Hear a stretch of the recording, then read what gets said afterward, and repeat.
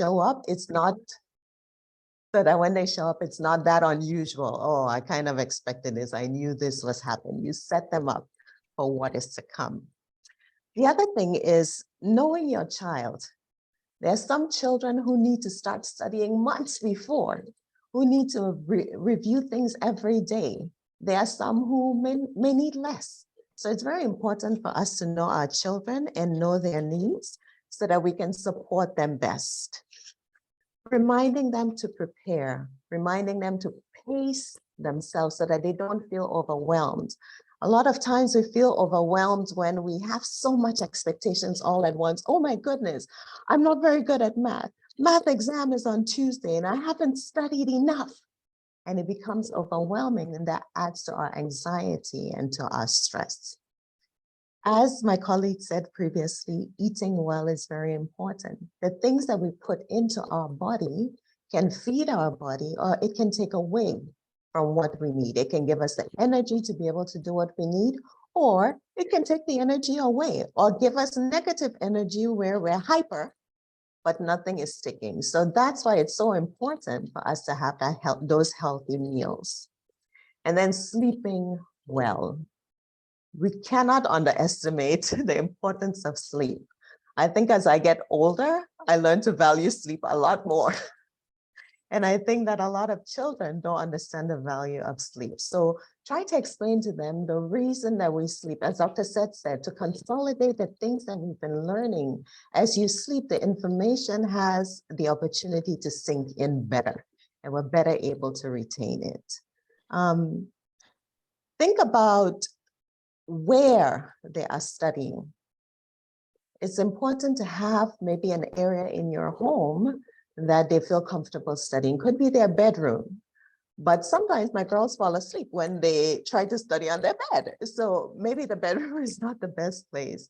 It might be at a dining table, but discuss this with your child. As Petulia said, Ms. Joseph said, have these discussions with your child. Where do you think would be the best place for you to study? In the older grades, I know some prefer to go to the library. They find that a nice, comforting place to study. The importance of study breaks is invaluable because we know that if we try to put in too much at once, at some point it cuts off. Even when you're reading a book, at some point, nothing is sticking anymore. So it's important to have those breaks in between. But again, children are all different. And so some might need more frequent breaks. Some may be able to study for longer periods and have their breaks in between there. Another important thing is helping them to discover their study style. When I was going through my exams in my teenage years, I read over, and that was enough for me. With my daughters, as I've watched their study styles, they would get into my classroom, and on the big whiteboard, they'd be writing notes. I could not understand what they were writing, but it worked for them. They would be writing notes, and sometimes they're talking as they're writing the notes, and somehow that worked for them. Some children, it's writing notes in their books. For some of them, it's creating diagrams, all of these things.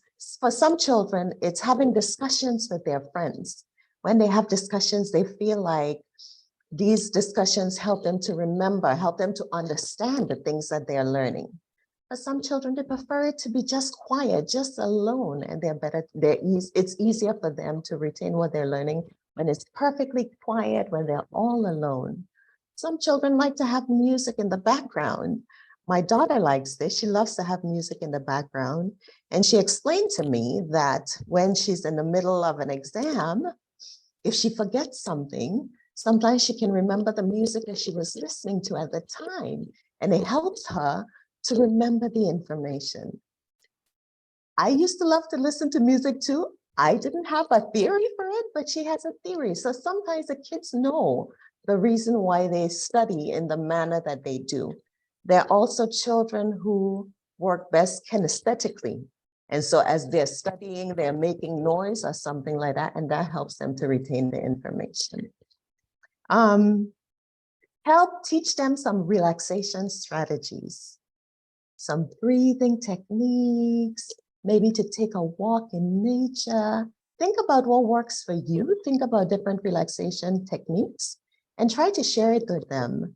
If they don't know their own as yet, let them test it out so they can figure out what works for them, because again, we're all very, very different.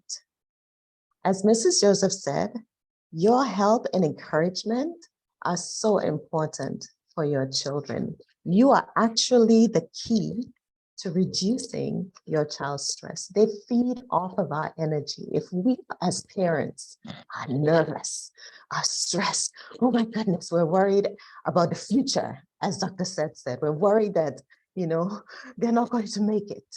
Let us remember that there are so many magnificent people in the world who have done so many beautiful things in the world, who sucked at exams. They were terrible at exams, but they still were able to make contributions to the world. And children may have different strengths. Some children find math easier, some find language easier, so they're all different. So let's put everything into perspective and let us help them to relax. Let us remember that our energy is the key, and let's try to be there for them, to talk to them, to ask them questions. How do you study best? What do you like to do to relax? And to allow them to lead us, because quite often they know what they need. So to just finish up, while preparing for exams, think about what your child needs. Some children need a study timetable. What resources do they need? Rulers, calculators, all of these things, because it reduces the stress if they know they have everything that they need. If they don't have the things that they need, it makes it difficult. Help them to decide, excuse me, on the best place to study. Help them to decide on the best way that they study, whether it's in groups, alone, late at night, early in the morning. On the day of the exam itself, be sure that they have the things they need. Remember that they need to have a good breakfast. Help them to do some calming exercises. If you're a religious person, pray with them. Sometimes that calms them. Let them take their time, make a plan. Remember to go, like for the exam, maybe do the ones that you really know well first, and then come back to the ones that are a bit tricky. So you can talk them through some of these kind of plans. The child can also, you can help the child to remember, oh, you've done one of your exams. You only have 7 more to go. So you count down so the stress becomes less as they get closer to the end. And after the exam, a lot of people like to gather and talk about what answer did you get?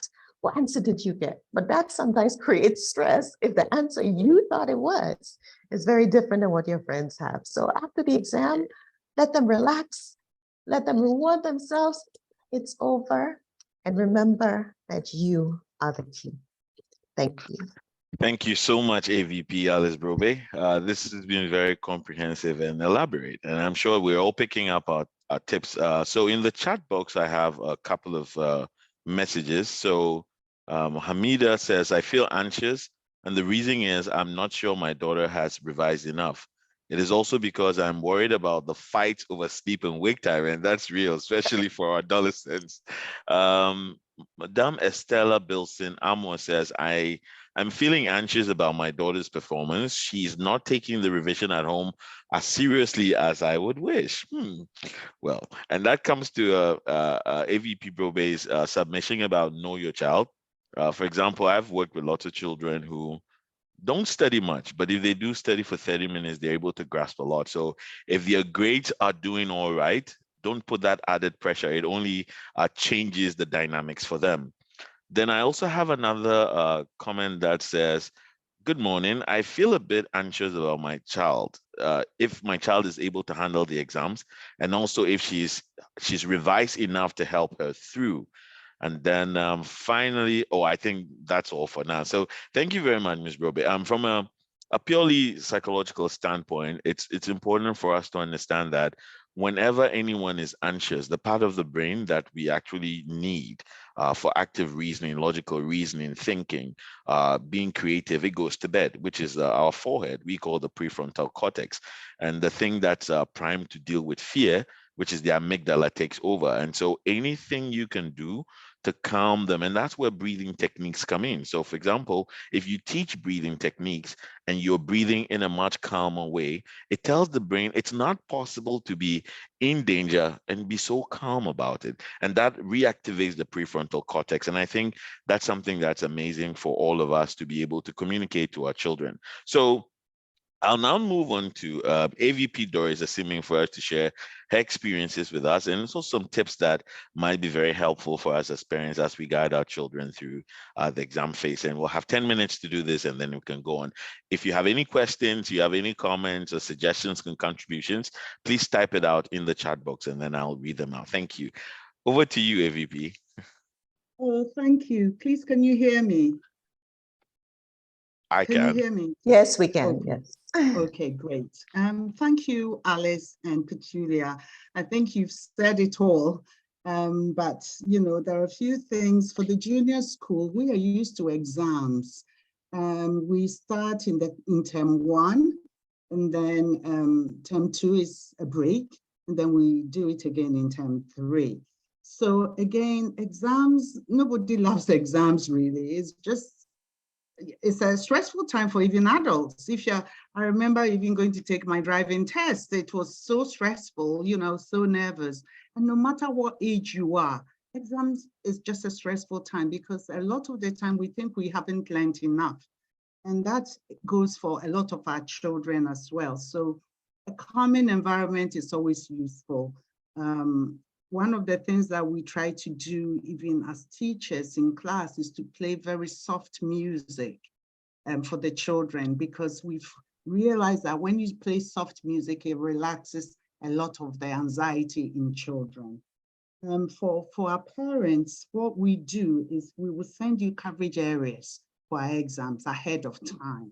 So it's really important that you look at the coverage areas and start asking questions with your child. Have you covered this? Have you covered this? So you are taking off things that they feel confident about. And then the things that either they've covered but they don't understand, you will start, you know, questioning them. So what have you done about it? Do you have your notes?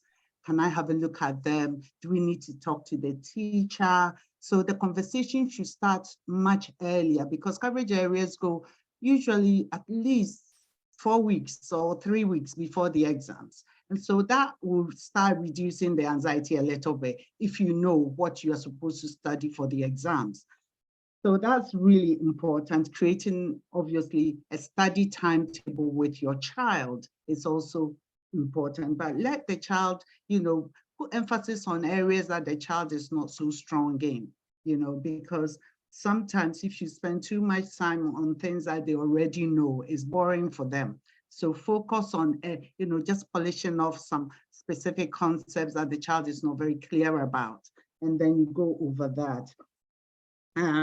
One of the, you know, tips that I can also give is using flashcards and index cards or cutout cards, or jotting down key points. With some children, even like traveling between places, they'll have the flashcards instead of a notebook. The notebook or textbook looks so heavy and so daunting, and which can create anxiety for them. So little bits of information on flashcards. In fact, I actually witnessed some children having that at the junior school. They had these pieces of paper and they were playing. I said, oh, what is that? So, oh, I'm learning some information that I need to remember. And that was so fun because they were even doing it with their friends. So already they are all finding their own techniques of learning, which is really important. Obviously, they need to read through their notes, sometimes go over some past papers. Past papers give you an indication of the type of questioning, the style of writing, the expectation, the demands of the questions. So if parents have an idea, you know, how questions are asked, then they can also replicate that with their kids when they are doing revision with them, or even ask their children to write their own questions based on past experience. And that really prepares them well, because we will not, you know, necessarily veer off the norm. You know, it's not normal. We would, you know, the questions are couched in similar ways that we do our continuous assessments. So the children will already be familiar with the types of questions that we ask and the type of text that we use. Some children too like to form study groups, which maybe we haven't touched on. It's helpful. You need to be careful though, the dynamics of the group, because what you want is it must be symbiotic. Everybody must benefit from that group, because you don't want your child saying, oh, I want to study with my friend, and then the friend dominates the study group or makes your child anxious, even more anxious. Oh, I don't know this, my friend knows this, so that, you've got to also gauge which friends are good, like influence for your child, and your child, so that you can moderate that. But study groups are also, they are important in some, areas of learning. And I think a lot of like taking breaks exercise, that one is universal for all year groups. Putting away distractors like phones, iPads, video games, movies. Not entirely though.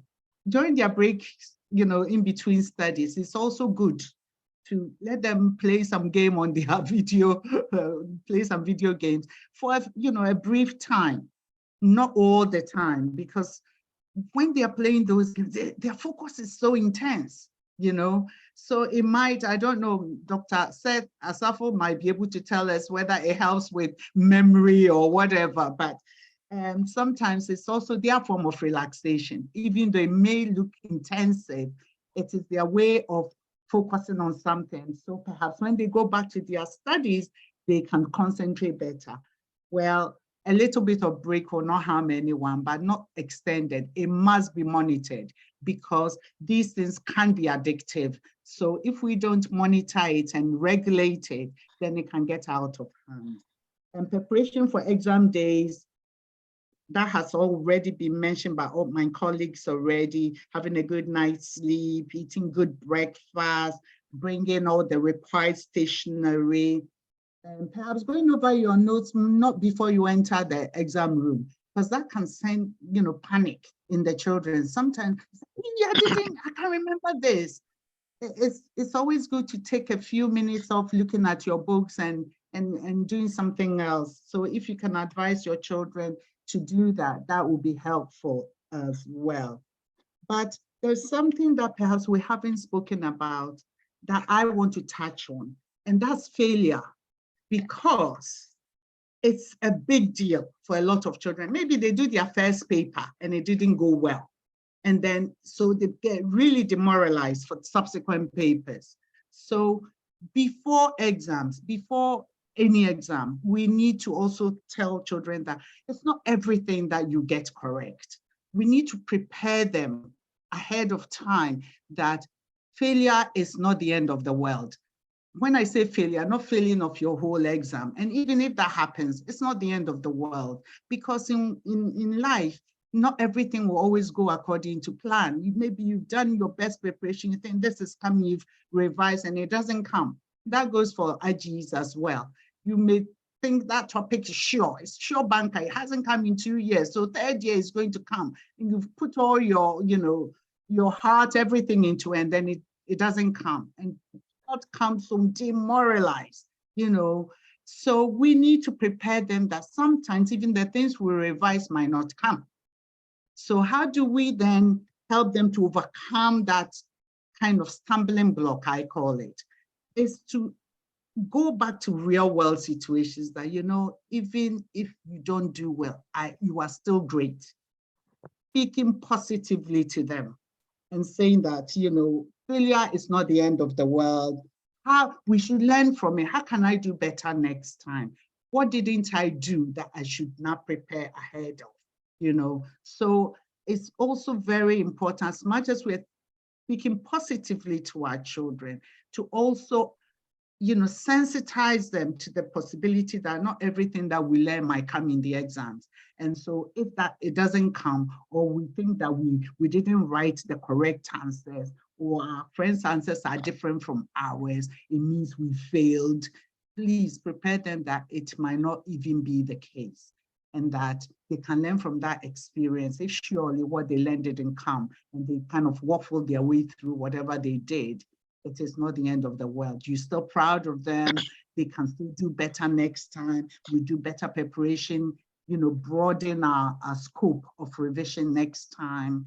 So these things are very, very important. We should not just prepare them for passing, we should also prepare them for failure. Not that that is what we want, but being forewarned is being forearmed. So I think I'll end here because everything else has been said. Okay. Thank you very much, AVP Doris Asimeng. If I were to take something home, I'd say that it's good for us to look at the possibility of failure once you have to write the exam. In fact, I guess that's where the whole anxiety is embedded, the fear of failing. And talking about it also allows the stress to come down a little bit. We notice in all the presentations so far that there are 3 things that you cannot do away with: good diet, sleep, and exercise. So those are our baselines before we add all the other things to it. I'll now call on Ms. Petulia Joseph to also give us her experience. And then if you have any comments, suggestions, questions, please put it out in the chat box and we'll respond to them when we get them. Thank you. You're muted. Yeah. Okay. Awesome. Hello, everyone. Once again. Yes. So I know that if the students are in the session of exams or about to start, we are all thinking about how they are going to do. And as my colleague said, the anxiety just doesn't build up on them, it builds up on parents.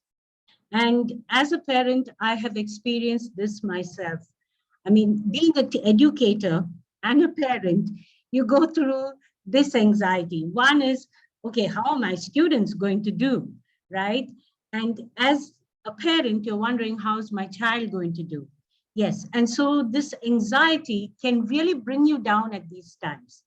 But as many of us, I mean, all 3 of us have said that, we need to calm ourselves down. A bit of meditation, a bit of prayer, a bit of breathing exercises that will help us, right? Help us just come back to our normal selves, because too much of anxiety is not a good thing. The second thing, as Mrs. Doris mentioned, failure.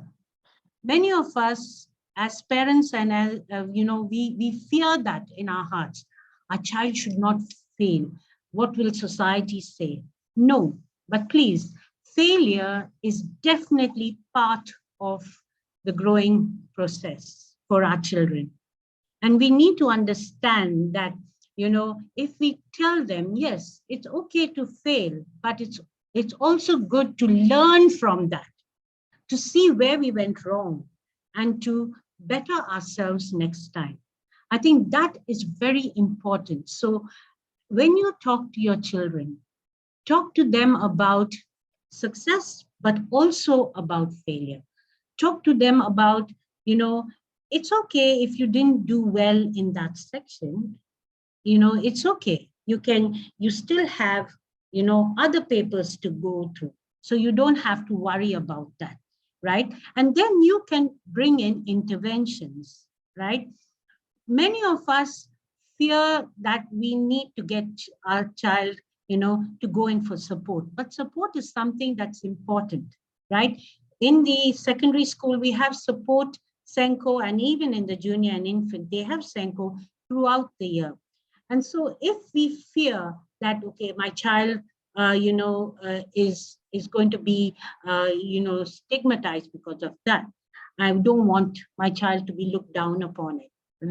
So I don't want my child to go for, support, then that's going to backfire on us. So when we realize our child is not doing good in a particular subject, it's good to ask the teacher why the child is not doing well in that subject. It's good to ask the teacher for support.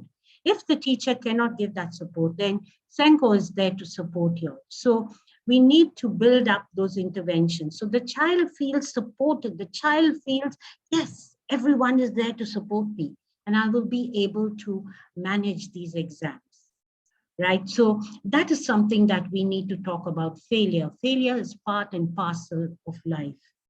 The second thing I would like to talk to you all about is about honor roll that we have been talking about, right? And sometimes we do mention it even in the classrooms as, you know, a sense of achievement of what they can achieve at the end of the year.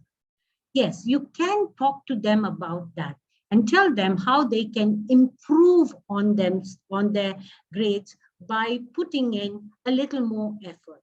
But that doesn't mean to say you pressurize them and say, have to do it, you have to do it. No, but encourage them, because, you know, young children as well as teenagers, all they need is that encouragement from you. Mommy and daddy know that I will do well. Mommy and daddy think I will do well. Mommy and daddy don't mind if I don't do well, right? So that belief that you have, right, show it to them in actions, in words, so that they know that whatever happens, mommy and daddy are there for me, and my teachers are there for me, right? So on that note, I would like to once again say that, right, we are there to support you all and your children. And if there's anything, you should always come to us, at least in the start of the term, middle of the term, or towards the end of the term, so that interventions can be put in. Thank you very much, AVP Petulia Joseph. Thank you for explaining and telling parents that our doors are always open, and that if you find that your child is struggling in any particular domain, please reach out to us. It gets even trickier when children enter adolescence, and you can all relate to the fact that it becomes a real hustle at home, just trying to get them to do what they want to do. At the same time, their sense of self or their self-concept starts to form.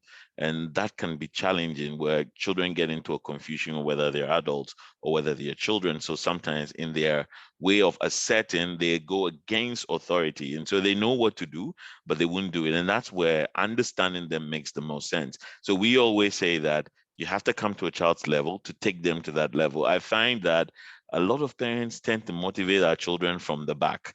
And I want us to start motivating from the front. When I say motivation from the back, we're always saying things like, you could have done better.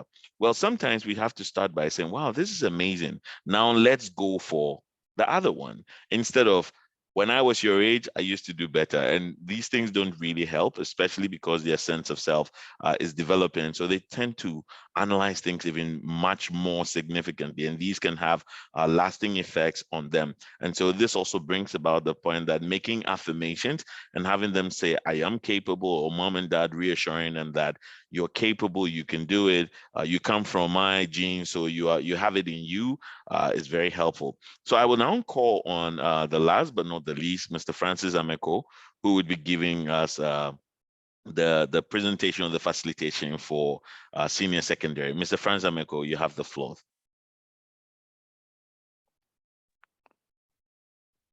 Thank you very much. And good morning, everyone. Can you hear me? Yes, sir. Good. Go ahead, please. Good morning. Good. Yes. At the upper secondary section, I will focus on the IGCSE students and the A-level students. Now, some of the reasons why our students in particular get anxious during exams, and it creates a lot of stress for them, as mentioned before by the other speakers, is that they are afraid of failing. I think we have stressed that very much. Also, there's the fear that there's not enough time, especially when they have 8, 9, 10 subjects at the IGCSE to prepare for. And when they have not had enough time to prepare during the term for the exams. Also, they are scared that because of class tests, the outcomes of class tests, classwork, homework, which they have not particularly done well throughout the term, that could also, repeat itself in the exam. So that anxiety also gives them a lot of stress. Then there's expectation from teachers. Teachers have high expectations, especially of students who tend to do very well during the term. Expectations from parents, and then expectations also from their peers.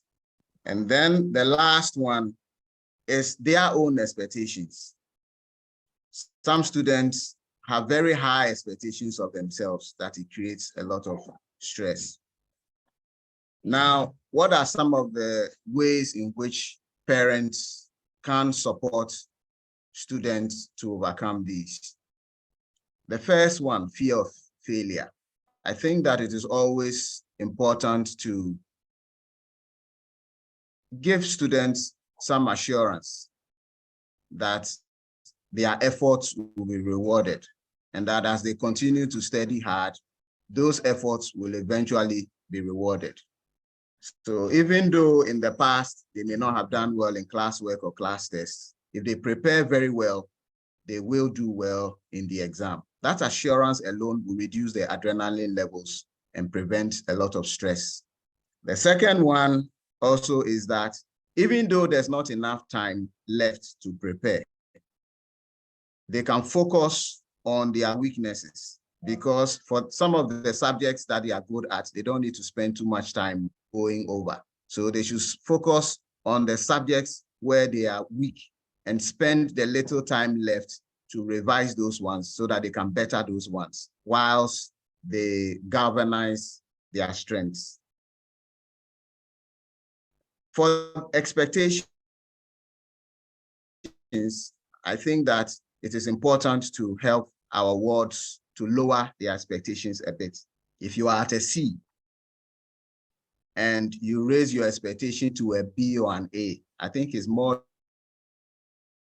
realistic than to raise it to 100%. So we should help them to set realistic expectations based on the time that they have, because the amount of time that they have will determine how much they can do. We should also help them to manage expectations by also lowering our expectations of them. I mean, I know some of the things that we parents tell our wards is that when I was in school, I got perfect A's, perfect A stars, and since you are my child, you must also get perfect A's. But we know some of these things are not true, that we didn't get perfect A's. So in as much as we want them to excel, we should also lower our expectations a bit, because they can read our body language. I mean, they can read our body language. If we are commending them for some of the successes that they have had in the past, it will reassure them that whatever effort they put in, if they move from a C to a B and we make it World Cup, I think that it will help them to know that whatever little effort they put in, we appreciate it, and it will spur them on to make a lot of effort in that regard.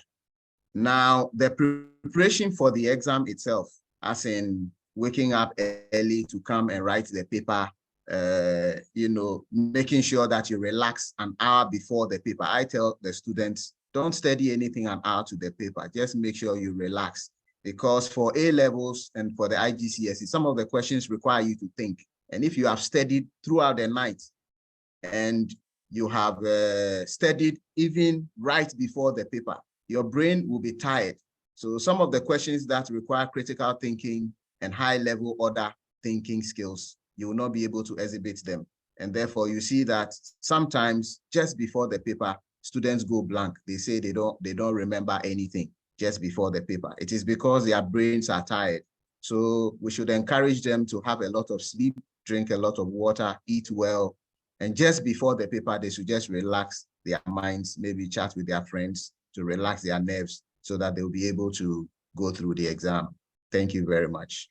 Thank you so much, Mr. Francis Ameko. It's been very insightful. Some very practical tips there. At this point, I'm going to open up the floor for parents, just in case you have any burning questions you want to ask. You can gesture, so we allow you to ask the question, or you can type it out in the chat box. So the floor is open for parents who have questions, comments, or suggestions. And as we wait, I'm quick to also say that the reality of any kind of anxiety, like I've said earlier, is in futuristic thinking. And it typically will answer the question, what if, can I, and all of that. Now, our brains find 1 million reasons to tell us why something is not possible. And the only way to challenge that is by actually just doing. Ms. Ameko said something about expectations. And whenever I've been asked to help someone draft a timetable, what I tend to do is I give a very short time for studying, but a long time for play, and nobody understands why. And this is the reality. In our modern world where phones and devices and a lot of stimulation consistently engulf our thinking, if you want to say, I'm going to do a study timetable of 2 hours study, 10 minutes break, another 2 hours of study, your brain spends a lot of time asking, 2 hours is a lot of time. So I can't check my phone in 2 hours. I can't do, and you have all these questions going on, which makes it difficult to concentrate. And without the concentration, you don't get impressions that allow for these memories to be consolidated. On the other hand, if you set realistic timetables, say 30 minutes of study and an hour of playtime, what you're actually doing is a trick that has always worked, especially with learning, is once you get into the zone of studying, because 30 minutes seems realistic, 30 minutes seems like something I can do. It seems like I can leave my phone for 30 minutes. Now, if you get into the zone and you are grasping the things, you get so engulfed that you might study past 30 minutes to an hour plus and not be distracted. And that can be very, very helpful. So I think that's something else we should put in the basket. As parents, also remember that if you make yourself vulnerable, so if you're trying to get your child to discuss the things that they've studied because you're trying to look at whether they are actually studying, ask them to teach you. And in the process, you've made yourself vulnerable. And many kids that we've worked with are actually very motivated to be the ones to teach mom or dad or any elderly person because they believe that we know better. So if you come to them, it definitely adds on to their self-esteem. We're still encouraging and waiting for questions, suggestions, or comments. And if anyone would like to speak, you can unmute your microphone. If not so, then I'll throw it back to AVPs. If they have any last words or last comments for parents, we can do that, and then we'll end at 10 a.m. Thank you very much. Okay, I suppose we don't have any questions or comments or suggestions. So AVPs, is there any final word that anyone would like to put out there? I guess I'd just like to say, I hope that the session has been useful to parents. I hope that they've been able to grasp some useful tips and some useful information. I just want to end by saying again that parents, you mean the world to your children. And a lot of times anxiety comes because they want to make you proud. They want to please you. They want to make you happy. And so you are the key. As you relax and try out some of these tips, it will help your child to relax and try out some of these tips as well, that they will be able to know that they are loved no matter what. And so I hope this has been a useful session for everyone. Thank you so much for your time. Okay, thank you so much, AVP Alice Brobbey. I would like to say that something I didn't add earlier, that if we've also made promises to our children that if you do this, I'll do this, let's keep to our promise, because they do look forward to it, and but let's celebrate every effort, every achievement. It's not 100% alone. Let's celebrate them. Even the ability to go through the process of sitting an exam is daunting in itself. So let's just celebrate every child. We are proud of them at school. I celebrate them with all my heart, and I hope you celebrate yours too, regardless of the outcome. So thank you so much. Thank you very much, AVP Asimeng and Petulia. Okay, yes, I just like to say that if we can tell our children that, exams are part of the journey that we are on in life. And sometimes we are running, sometimes we fall, but we all get up and we all go and reach our final destination, right? No matter what, right? And they're sure going to make you proud. They're sure going to make you shine, right? So let's encourage them that it's just a journey, and you're there to partner with them. You're there to support them, to love, to care and understand. That's all we request. Thank you. Thank you. So it's part of the journey, is one part of the journey. Mr. Francis Ameko, anything, last words? Yes, I would say that we should reassure them that exams is part of the school life. We should also check in with them. Maybe we set an alarm every 30 minutes, we check in with them. Every 20 minutes, we check in with them, just to make sure that they are on task. Because sometimes when the work is so much, they get overwhelmed and then they tend to switch off. So we should just check in with them, reassure them, and help them through. It is both our success. The success of the child is the teacher's success, is the parent's success, as well as everybody's success. Thank you. Thank you so much. It's been really helpful. I found this a very intriguing interaction.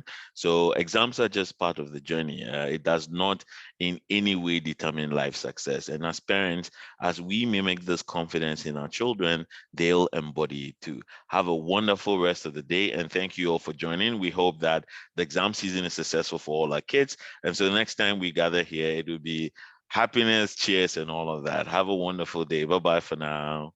Bye-bye. Bye. Great. Bye-bye. Bye. Bye.